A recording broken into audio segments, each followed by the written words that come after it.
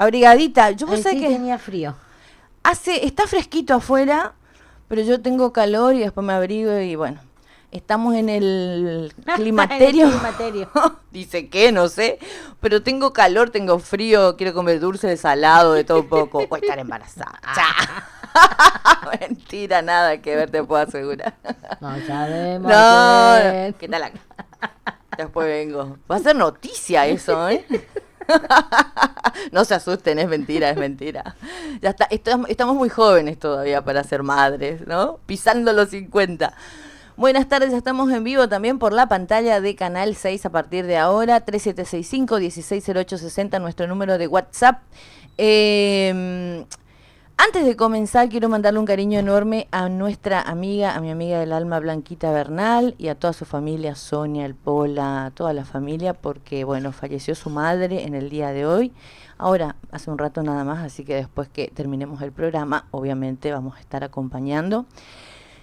No es fácil para nada. Un abrazo grande a todos. Un abrazo nuestro de acá, también de parte de Pelito, que le conté recién, así que, bueno, es muy triste. Yo pasé por eso, así que lo sé muy bien. Pero bueno, vamos a mantener un poco también el clima de la información en esta tarde de Más Voces hasta las 19, con mucha información del ámbito nacional, local y provincial. Como adelantamos o como arrancamos el programa con todo lo que tuvo que ver con el tiempo. Llovió impresionantemente en la madrugada, más que nada, de las 2, 3 de la mañana, dice que se largó con todo. Y después salió el sol, después volvió a llover, así está, ¿no? Sí, yo en la madrugada no escuché. Yo sí a las 3 de la mañana. Cuando a las 7 de la mañana sí, se largó un ratito y después sí al mediodía. Al mediodía a las 13 horas, 13 y 3 horas exactamente, porque miré el reloj. Sí. Se largó con todo. De golpe salió el sol, después volvió a llover, pero en ese lapso, que habrán sido 20 minutos, se cayó todo el agua. Y de acuerdo a lo que dice el pronóstico, es probable que siga lloviendo, pero no con la intensidad de la tarde. No, hasta las 18 ya tenemos el alerta naranja en la provincia. Lo que es zona capital, lo que es el departamento capital, estuvo bastante tranquilo. Hubo casas que, bueno, en el Defensa Civil Municipal estuvo ayudando por el tema de la caída tan impresionante. Pero sí, en la zona sur y centro de la provincia se han registrado daños y abnegamientos con el tema de los vientos que entraron, que provocó bastante. Hay lugares donde fueron afectados, que han volado techos. No sé si cayó granizos. No, hubo abnegación. Hasta ahora registro de granizo no, pero sí por el tema de los vientos, voladura de techos.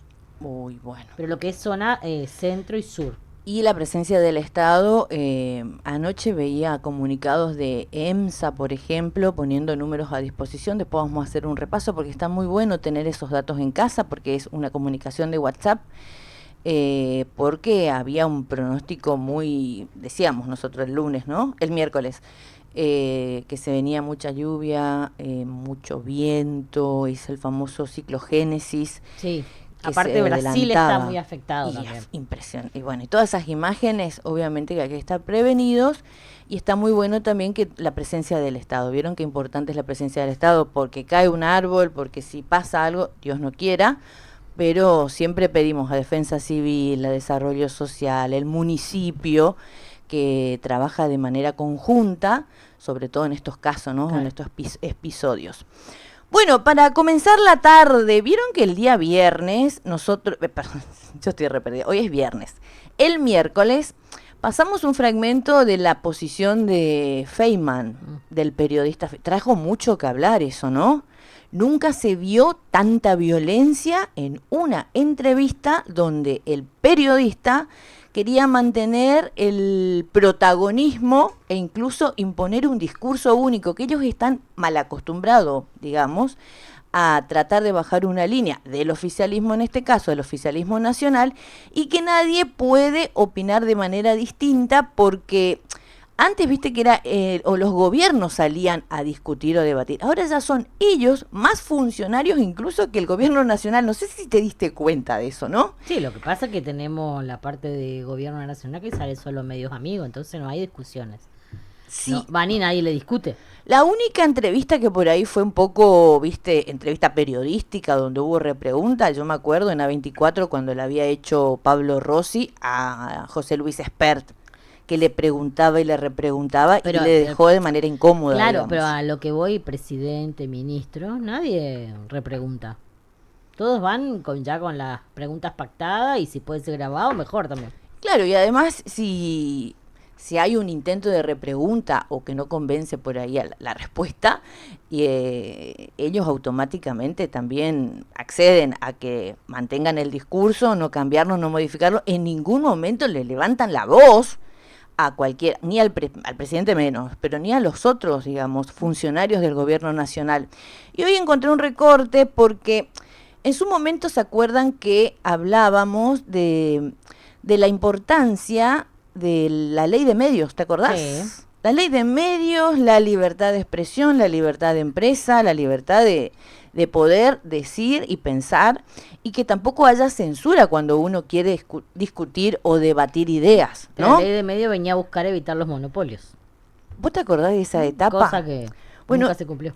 Nunca se cumplió, incluso ni siquiera en el gobierno de Alberto Fernández. Nosotros le habíamos hecho una entrevista acá, me acuerdo, a Parrilli, de por qué no se lograba derogar la ley que había impuesto Mauricio Macri para que, por ejemplo, sobre todo el tema de la pauta publicitaria.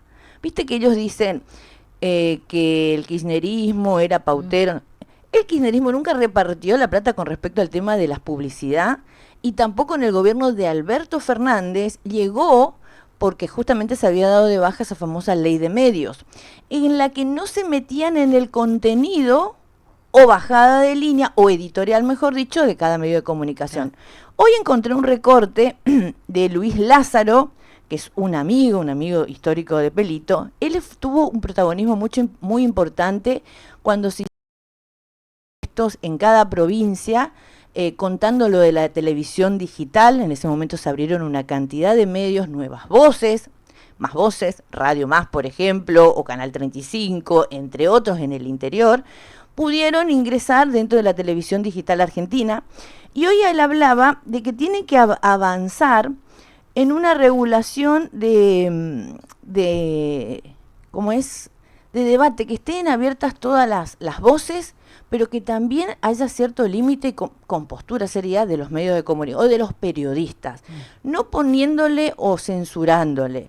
Pero es muy interesante para que justamente no pase esto, porque si pasa una vez y el periodista ni siquiera tiene, creo, una llamada de atención del dueño del medio, es porque cualquiera puede decir cualquier cosa y destratar y generar violencia desde los medios de comunicación que después consumimos todos, ¿no? Se ve que ha tenido una bajada de línea porque el otro día tuvo que pedir disculpas. Pero pidió disculpas a la audiencia, no sí, le pidió, bueno, ya tanto no le daba, pero se ve que le han dicho, te desubicaste, ¿viste? O sea, porque pasó todos los límites. En otro medio, si llega a pasar eso, lo echan, creo. Bueno, no sé, hoy está tan raro todo, ¿viste? Debería, porque los que tuvieron la altura fueron los entrevistados. Sí, los entrevistados porque realmente mantuvieron una calma, se quedaban hasta el final, sí. Ahí dieron el ejemplo ellos y ahí lo expusieron a él.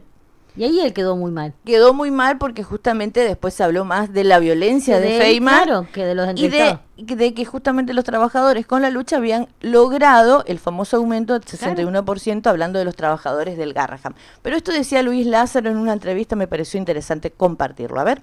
Un modelo a tener en cuenta, es un modelo a tener en cuenta por varias razones, porque ahí se han avanzado en una serie de caracterizaciones respecto de lo que es un bien cultural, lo que es un bien informativo, que a diferencia de las perspectivas del libre mercado o de la Organización Mundial de Comercio, que ve en estos productos un simple intercambio de bytes, o sea, de datos en lenguaje digital, donde ellos están viendo transmisión de bytes, nosotros estamos viendo películas, series, noticieros, material, digamos, informativo, que es necesario para la sociedad y necesario para fortalecer la democracia. Ejercer algún contralor respecto de los principios del libre comercio que regulan la circulación de contenidos que muchas veces son violatorios de derechos humanos, es decir, discurso de odio, racismo, xenofobia, violencia de género, es decir, un montón de temáticas. No hace mucho, bueno, en uno de los canales de streaming que utilizan estas nuevas técnicas, ser algún contralor respecto de los principios de libre comercio que regulan la circulación de contenidos que muchas veces son violatorios de derechos humanos, es decir, discursos de odio, racismo, xenofobia, violencia de género, es decir, un montón de temáticas. No hace mucho, bueno, en uno de los canales de streaming que utilizan estas nuevas tecnologías para distribuir contenidos, se acusó a un legislador de la nación por su condición homosexual como, bueno, si fuera un pedófilo, infectado de SIDA y que por lo tanto merecía morir y cosas. Pongo este ejemplo como hay tanto, para decir que eso tiene un límite en la legislación en la medida que son delitos, muchas veces de carácter penal, que deben ser juzgados como Luis Lázaro en esta entrevista, pero sobre todo esto, ¿no? De que también tiene que haber un marco regulatorio, porque la libertad de expresión, obviamente, todo lo tenemos, pero hay lugares, creo que uno no tiene que pasar los límites, ¿no? Esto que hacía mención era justamente estos discursos de odio, de racismo, que todos los días escuchamos de los mismos voceros, ¿viste? Los voceros estrellas a los que supuestamente los periodistas del interior tenemos que seguir. Y que lamentablemente todos estos discursos después se convierten en acción. Claro. En acción, en discriminación, porque llega a todas nuestras casas, ¿no? Lo que se vio de Feynman el otro día realmente es como que se sacó la careta y dijo realmente lo que piensa y demostró el enojo que siempre siente cuando hay lucha de trabajadores, cuando se obtienen ampliaciones de derecho para ciertas minorías, ¿no? Y yo creo que también tiene mucho que ver con la actualidad, con todos estos streaming también, que están muy buenos, brindan muy lindos contenidos algunos, pero hay otros que se zarpan mal, de un lado y también del otro, sí, ¿no? Sí, de pero sobre todo hay de un lado al que nunca ni siquiera nadie los critica, ¿no? Y no hay marco regulatorio, como él lo dice, no está. Marco, no. Y el marco regulatorio que tenemos de radio y televisión tampoco se lleva a cabo porque no se cumple. Convengamos que ni siquiera los organismos de contralor lo hacen cumplir tampoco, porque se han dicho barbaridades en la tele, barbaridades en la radio y dejan pasar. Si hubiera un organismo de contralor para eso, debería funcionar. Debería funcionar, claro. Y también para traer una calma, ¿viste? Contar la realidad, que de última los protagonistas, que son los funcionarios, los que van a defender ciertas políticas, sean los que se manifiesten. Pero esta bajada de línea que yo veo, o esta postura de tratar de instalar un discurso único, se nota que le mandan por WhatsApp un lineamiento y todos salen a la vez con el mismo discurso. Digo de los periodistas estrellas, que realmente pasan muchos límites. Lo que pasa es que sería más sencillo si ellos directamente dirían, sí, yo milito por esta causa, y listo. Sí. No que te digan, no, yo no... decirlo, claro, porque para ellos eso sería periodismo independiente y todo lo que hace otro que está en contra de estas políticas, o sea, por ahí no soy yo. Son militantes. Somos militantes, periodistas militantes, claro, ¿no? Por eso te digo, pero si ellos realmente fueran como va el que hace, porque, por ejemplo, vos lo decís, yo soy periodista, pero yo también defiendo esta causa. Uh-huh. Lo decís abiertamente. Sí, total. Pero si ellas lo dijeran, me parece que sería más honesto también él a la hora de entrevistar a otro que va a ir a un programa que sabe que no opina igual que vos. Entonces sí puede haber una charla más amena, pero si vos te pones en el plan de que yo soy independiente, qué sé yo, y te salta la chaveta mal como te saltó, quedás peor. Sí, no, es impresionante, pero es justamente lo que se notó el otro día y está bueno hacer una reflexión, ¿no?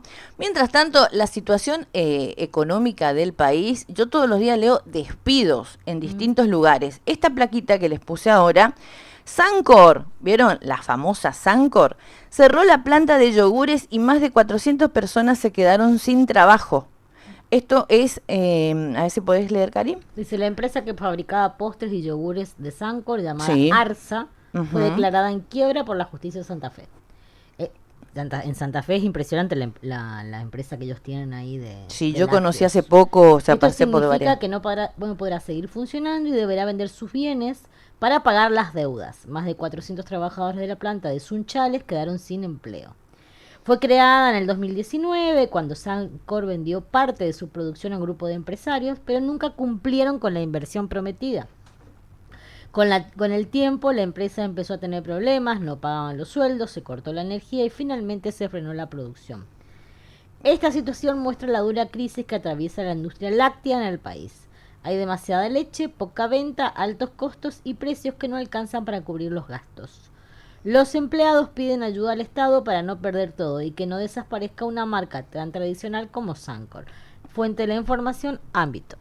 Ámbito Financiero publicó este dato, 400 personas quedaron en la calle. Yo creo que todo esto, sumando a la cantidad de casos de fábricas o pymes que se están cerrando, cada vez la situación de los trabajadores aumenta en la preocupación, ¿no? Porque la gente que se queda sin trabajo, noviembre, diciembre, va a ser bastante complicado, ¿no? ¿Vos te acordás cuando fue otra vez volvemos a la época, cuando fue la reelección de Menem que él ganó, a los menos de un mes empezaron a aparecer todas estas noticias? Sí, ellos siempre hacen lo mismo, ganan y encima no ahora en enero, pero es la verdad, pero me acuerdo de Carlos Saúl Menem cuando fue a mi pueblo y dijo, mañana en la empresa fuimos, mi papá era menemista, teníamos nosotros el cartel de Menem en el afiche, éramos los únicos menemistas, porque él creía en el caudillo, nos estafó a todos, yo no lo voté porque era muy chica.